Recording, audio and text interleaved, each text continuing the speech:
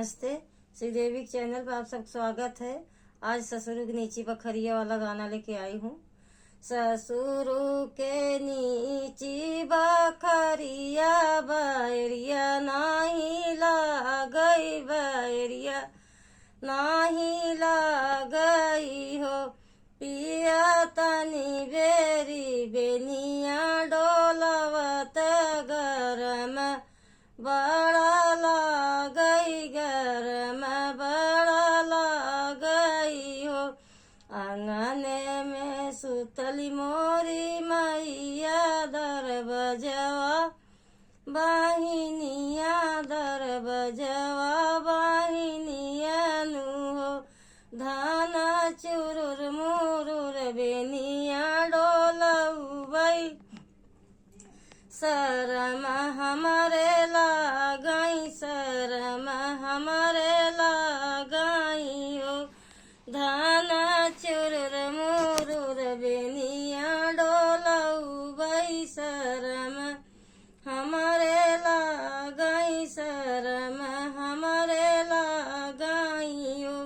हमहू जे होबई अपने बाबा बेटी रहू माई बेटी, रहू माई बेटी हो।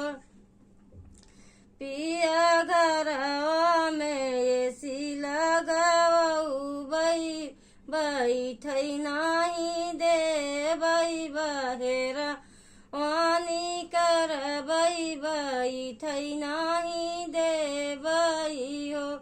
हमहू जे हो बई अपने पापा बेटा रहू माई बेटा, रहू माई बेटा हो।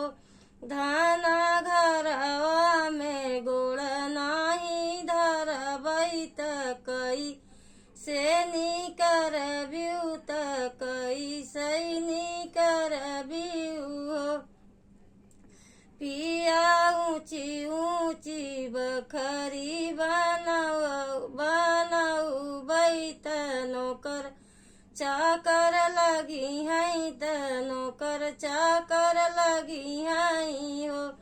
पिया रोजई रोज करी सम्मनावाया पुनई, चलाया उबाया पुनई, चलाया उबानु हो। पिया रोजई रोज करी हैं सम्मनावाया पुना, चलाया उबाया पुनई, चला